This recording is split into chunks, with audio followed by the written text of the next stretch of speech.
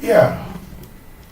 Good morning, good afternoon, and good evening to every of my listeners at this very juncture. My name remains Prophet Akin Bulugbe Ayodiji. I am very much obliged to reiterate some certain things that are going on in the nation and to bring to notice and to our hearing of the confession of Galadimas to the present reign of President Bola Ahmed Tinubu. The purpose of Buhari on the throne of the presidency. And as this one was pronounced by my friend, my brother, Adewale Adeoye, I read through his article and I felt it should be,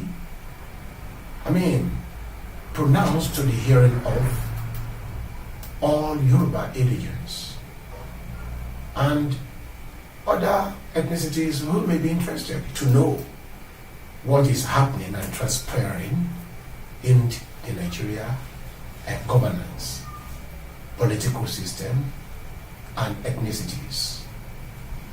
An epic event passed through 2 weeks ago without significant notice. It was as if a giant comet scourge scurried through the sky without anyone showing interest, or an incubus beast running on a tarmac without any notice from the control tower. In the bitter game for political power in Nigeria and the often vicious scramble for the state capture in Africa's largest democracy, the revelation came that former President Muhammadu Buhari, of blessed memory, he was invited to contest the presidential election for one major reason. And that reason being this: to stop the Oodua People's Congress, OPC in bracket. In a way, the euphemism Yoruba agitation for self-determination. It has rekindled old wounds that there are two major contending in Nigeria post-colonial history: ethnicity and religion. The most profound being ethnicity tied to religion. These factors have dominated power and politics in Nigeria since 1960 and may shape the future. We have four major ethnic contenders in Nigeria: Fulani, Yoruba, Igbo, and ethnic minorities. Of these four, three have fought to seize the trophy through violence means. The January 1996 coup saw the Igbo outcry, irrespective of the propaganda to cover the motive. The second was the counter coup of July 1966, led by the Fulani using a northern minority, General Yakubu Gowon, as a pawn. The third attempts were by ethnic minorities. Fourth, the 1976, led by Colonel Buka Demka from Plateau, and on April 22, 1990, by Major Gideon Oka, a team from Benue State. Only the coup planned by the Fulani or their rookies had ever succeeded. Both Oka and Dimka have been demolished as violence. But the reality is that their mission was to resolve the power equation The threat was against ethnicity or ethnic minorities. Few weeks ago, the prominent northern politician from Yobe State, Buba Galadima, brought the debate into the front burner when he made the most chilling, heart-throbbing confession and about Northern Power game. He spoke about what motivated the North. A section of it,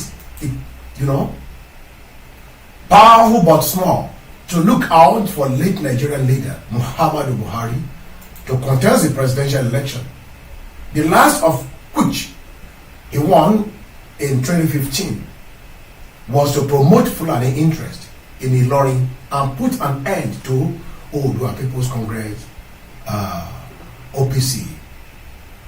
It indicated that the race run by Buhari was predetermined. The truth is that with the advantage of power inheritance from the British, the Fulani are the most successful power brokers in Nigeria, either through coups or democratic means. They have managed to hold the aces. However, let us examine Galadima's revelation and confession first by looking at the Fulani ruling class and their successful manipulations of power and politics in Nigeria history. Fulani and the ABC of power and politics in Nigeria. Since the medieval period, the Fulani, a product of the union of Arabs, Judaizansi, Berbers, and Taraj, have organized along a common cause in the Roman times. They lived in Tuget and Adra in Mauritania, an excellent transmitter of cultures, preserving their language as a secret weapon. They were driven by the word Tareds down to Senegal and Mali. Their mention once came in the book Al-Bakri, described as an indigenous white race allied to the surrounding populations. Sunni Ali once raided and sold them to slavery. One of the first Fulani states ever to be established was led by Afar Ba, whose son Karamoko Ibrahim took over after his father had killed a Mandigo king during a festival and then occupied the territory. Karamoko declared himself the Al-Aimani and then divided the state into 9 provinces around 11th century. The Fulani formed 3 groups, one to the east, the other to the Masina, Timbuktu, Jori, Upper Volta, Niger Republic, present-day Nigeria, Cameroon, even Saudi Arabia and Chad. One of their leaders, Tuabli, moved with 400 horsemen and went to Kone in Niger Republic, while Musa Jakolo's grandchild, Saadu, led some from Kone to Goba in Sokoto. They came with cattle, camels, and many books. Among these groups was Usman Danfodio, known for his esteem and reverence for his piety and learning. It was this group that left the greatest impact in Nigeria, having taken over Hausa territories and some parts of Yoruba indigenous land.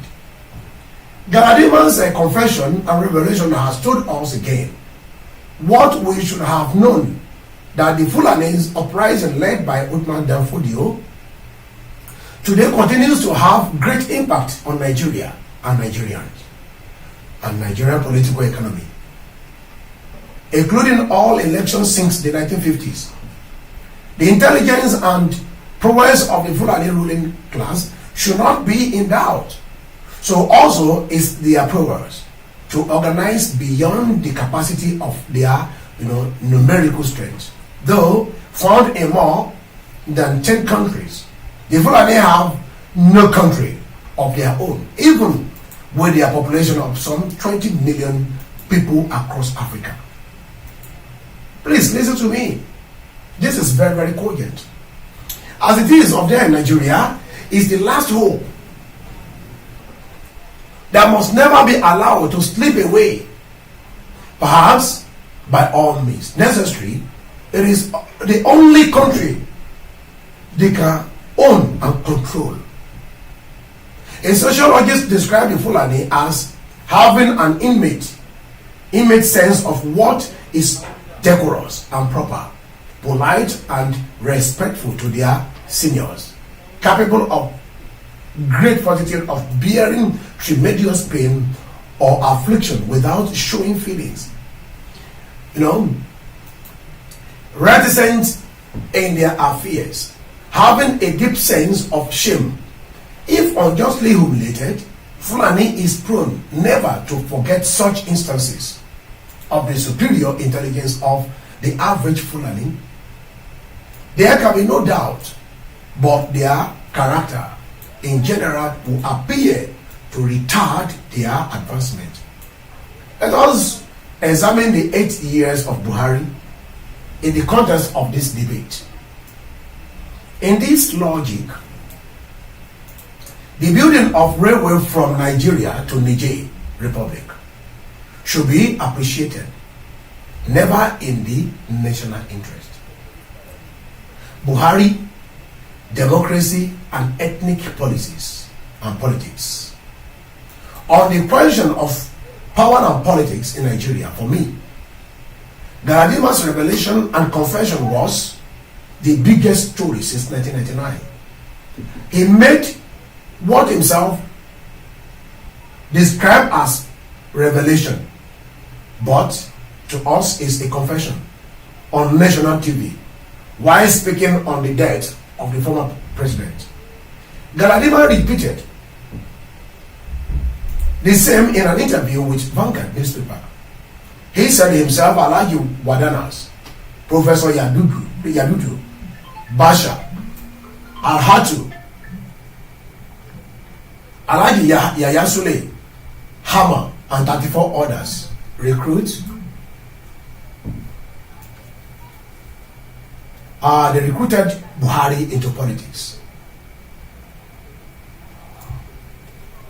On the mission, he said around 1999 and 2000, the Odua People's Congress, OPC, was on rampage, especially in the South. I want all the Yoruba people to listen to this. They said the OPC were on rampage, especially in the Southwest, and that the inconvenient people from the North, to the extent that they mobilized over 500 vehicles to invade Ilorin in Kwara State, with the sole aim of uprooting what they call Fulani in Ilorin. Hear him. We felt former President Olusegun Obasanjo was doing nothing, and President Bola Tinubu, who was the former governor of Lagos State, did nothing. We felt that was too much. So some of us felt those people were being encouraged by their leaders in authority. So how do we stop that? I called a meeting in Kaduna, and we discussed how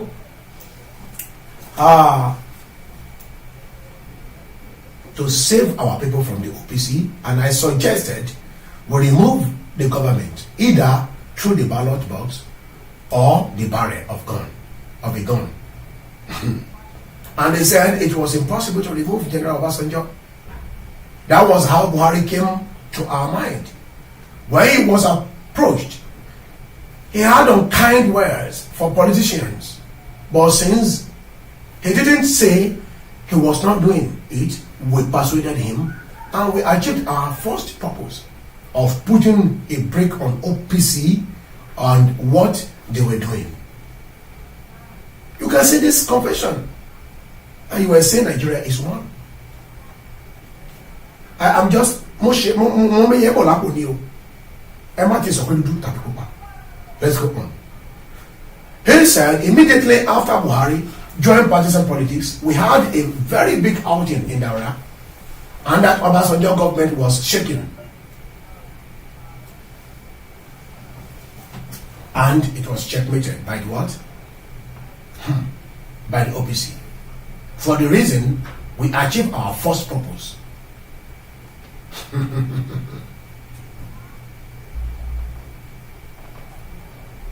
The purpose of bringing General Buhari into politics. They fulfill and they achieve the first purpose. Now let's move further. There are important issues tied to this revelation and this confession, so to say. It shows that the ruling class in the North is organized. Is organized a tiny clique that the Chief League claims it represents 19 states of the North. They hold strategic meetings to determine who leads the country, bearing in mind their own interest. It was also an indication that the main reason Buhari was presented was not for you and I, but nothing to do with the fight against corruption or insecurity in the nation and national interest, but to stop the OPC and also protect the Fulani dynasty. The OPC is the classical sin on service. Sums up the over 50 self-determination group in the Southwest. It also demonstrated that within party formation in Nigeria, including the APC, under Buhari, there is always a small gang that presses the button. In the race for ethnic interest, having nothing to do with the welfare of Nigerians. In fact, since Nigerian independence in 1960, the country has been a ball in the hands of a few. For 65 years, less than 10 people have determined who rule Nigeria. General Yakubu Gowon, who was picked as a Christian to ward off any Islamic leader in the build up to the Civil War.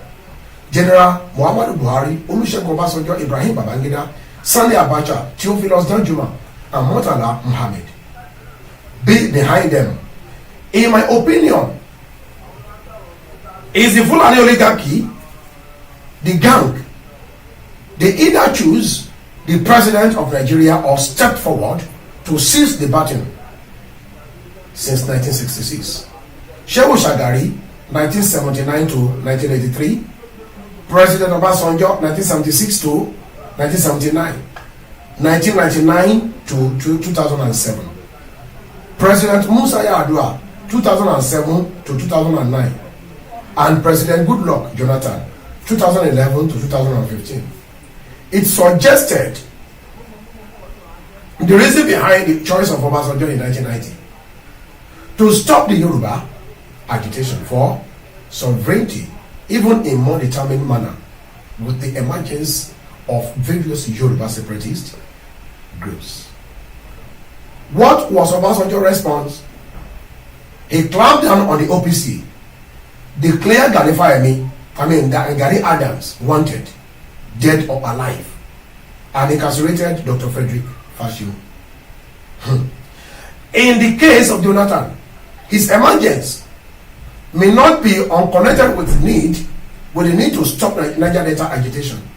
His response was more diplomatic, with the introduction of the amnesty program and the empowerment of Niger Delta armed groups with pipeline surveillance contracts, which turned them into billionaires overnight, leaving their environment and the livelihood of oil-producing communities in a shambles.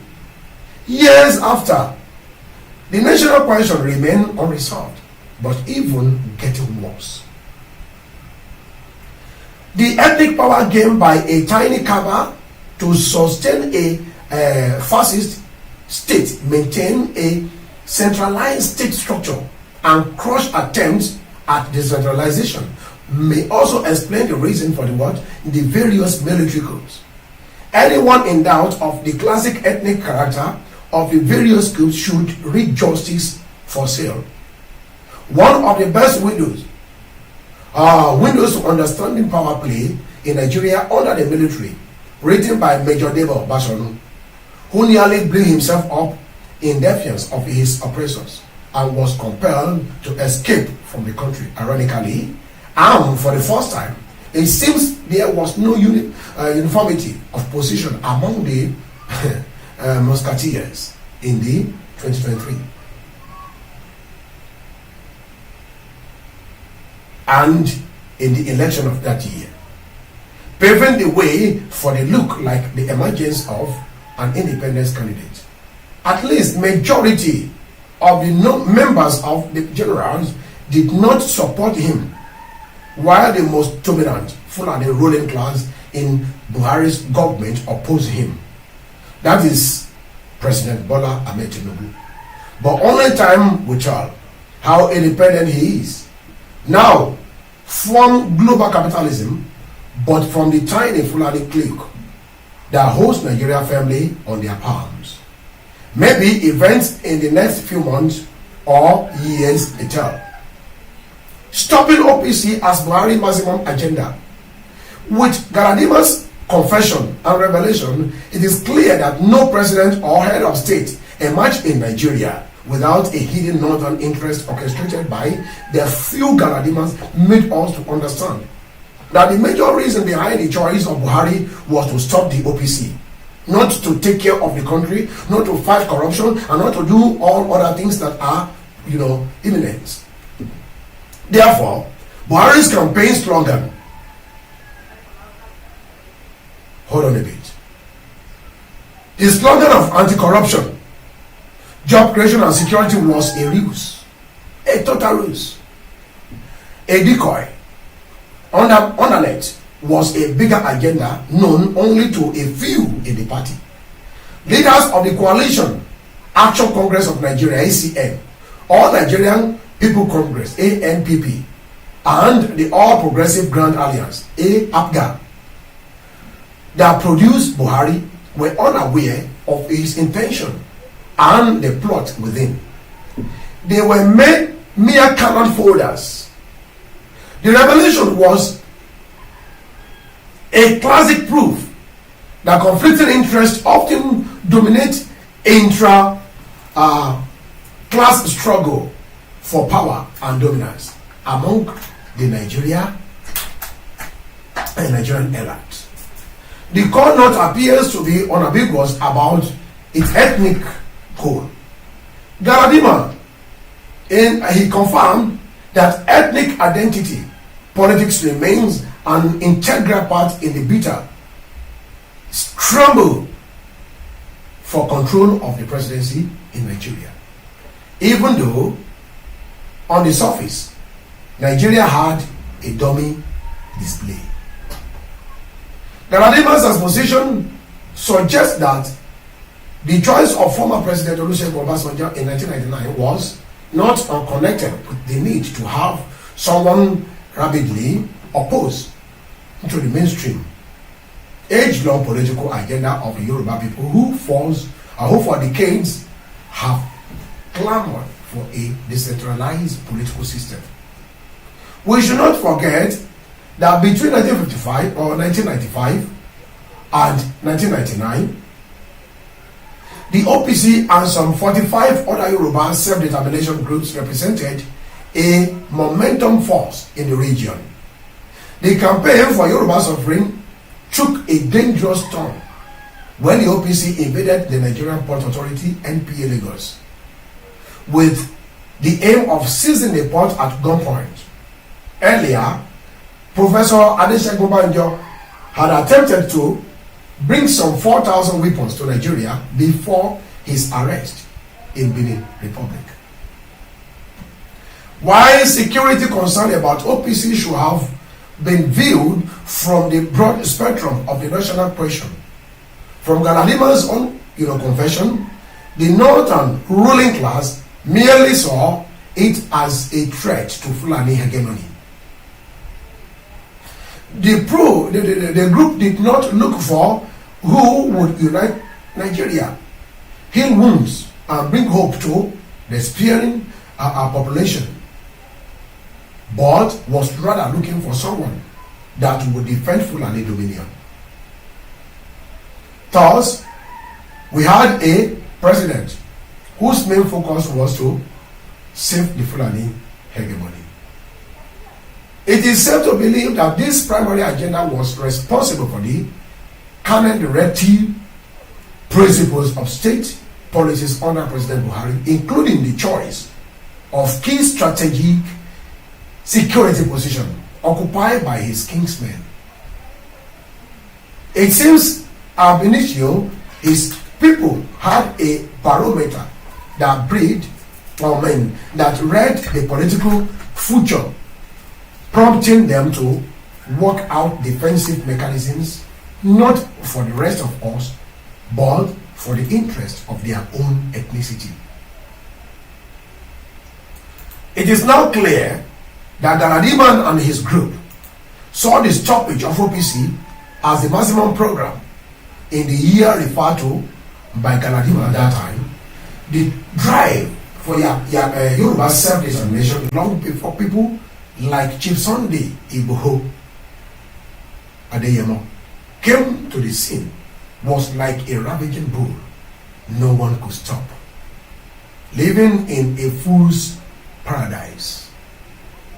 While many Nigerian voters look up to Buhari to come and fix the economy and transform the state of stupor, himself and those who brought him a section of it had a completely different agenda to stop the Yoruba agitation for self-determination. So many voters were fooled. The Yorubas were fooled. They deceived you. This led us to more insight about the inner workings of Buhari's kitchen cabinet and opens the window to understanding the aim of many of his policies, like the devilish plot of the Central Bank of Nigeria, CBN, in the name of Naira swap, which caused chaos and raised the prospect of a coup, as rumored at the moment, in the chaotic build-up to the APC presidential primary, and the last plot to pick Senator Ahmed Lawal as the APC presidential candidate. The parochial agenda clearly explains why Buhari issued a statement to counter late governor of Ondo State, Rotimi Akeredolu, why he gave an ultimatum to ravaging herdsmen in his state.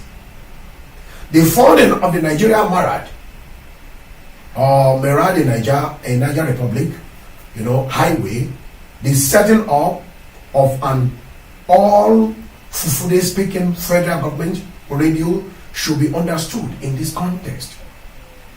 Rise in harassment terrorism. Please be attentive. We should admit that Buhari's 8 years saw the rise in harassment terrorism. The state itself become collaborator in promoting harassment incursion, violence and primitive imperialism, and the desperation to retain the status quo and ensure jihadist conquest.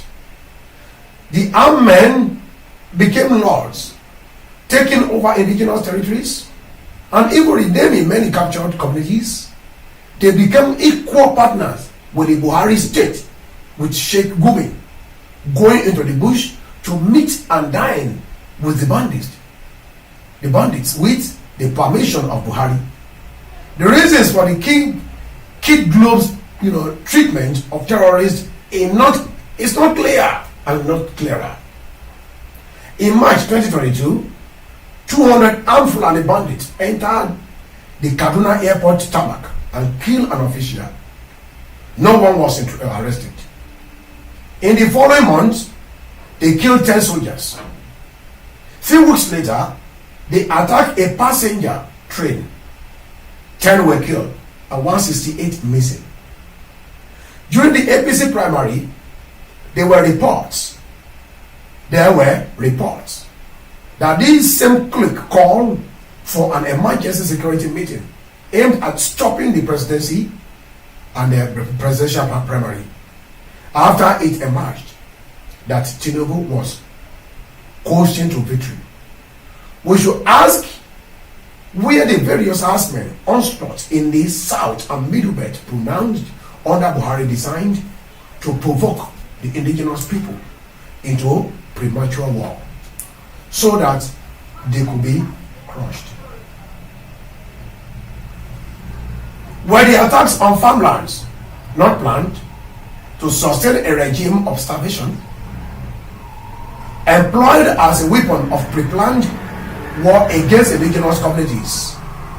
It is hard to dismiss the fact that the invasion of thousands of armed herdsmen from foreign countries to Nigeria was, well planned and an extension of the same reason Buhari was invited to rule the country. Buhari achieved one major aim: the subtle creation of thousands of armed non-state herdsmen, which have now become useful pawns, scaredogs in their ability to harass other regions to either submit to them or be forced out of their motherland. Coupled with Boko Haram and the armed herdsmen, Nigeria is at their mercy recently. The Chief of Defense Staff General Christopher Musa said the country harbors 40% of the 500 million illegal small arms and light weapons circulating in West Africa. That means Nigeria is home to some 200 million illegal weapons, one to every citizen, perhaps 10 bullets per every Nigerian. The CDS only echoed what the director, United Nations region, or the Regional Center for Peace and Disarmament in Africa, ONREC, in bracket, Olatokunbo Ige, said in August 2016. At the National Consultation on Physical Security and Stockpile Management, PSSM, held in Abuja. However,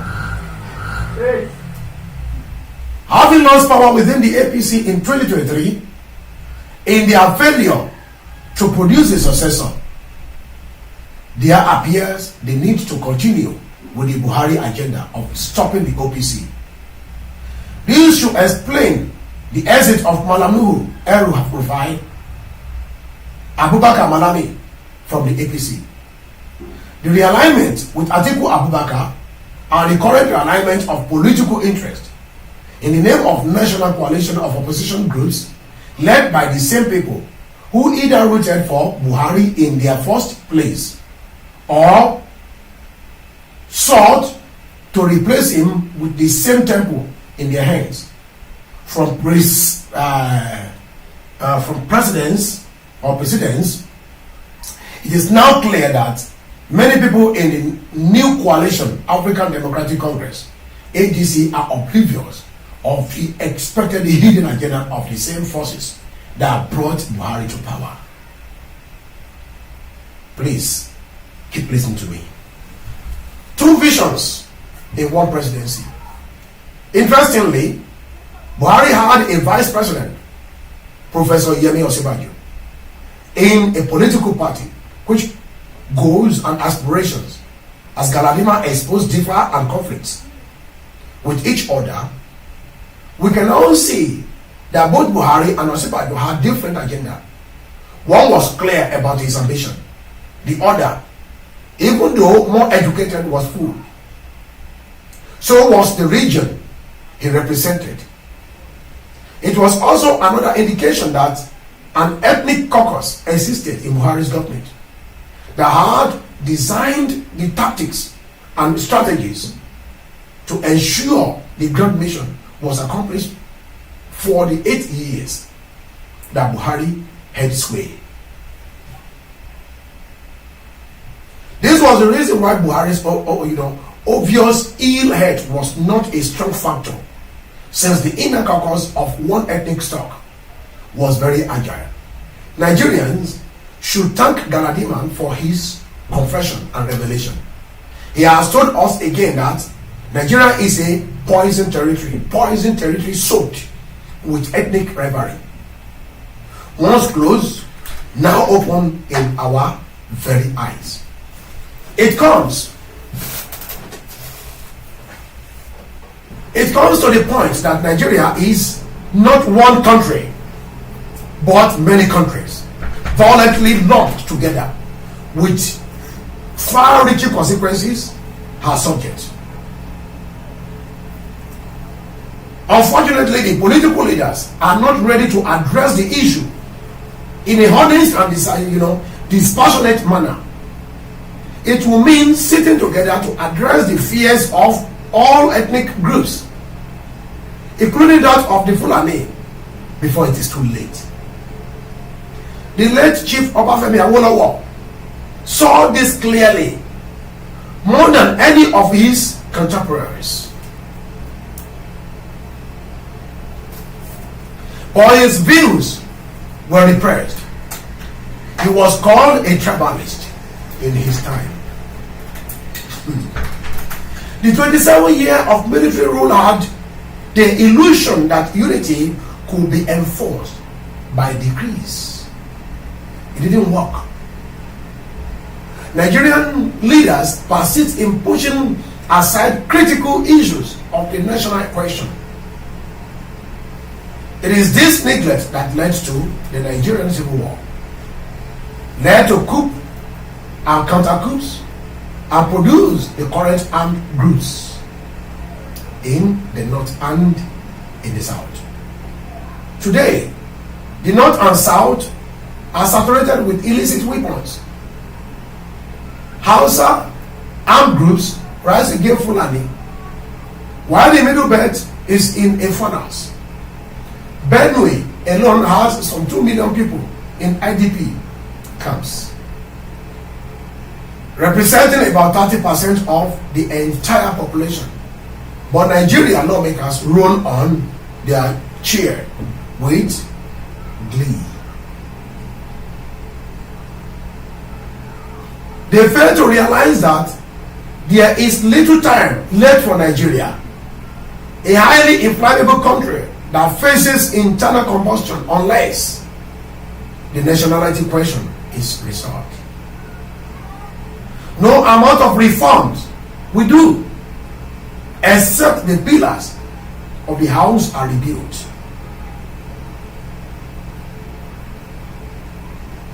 You cannot buy new curtain and new kitchen utensils, boasting that you now have a stronger building when the 4 pillars collapsing. All elections in the country will continue to showcase the sharp ethnic divide and the violent clash of values among the contending ethnic blocs. 65 years after independence, we continue to sweep the fundamental issue of the national question under the carpet, instead of addressing historical defects in structure. We are talking of more states that will only benefit a few men and women.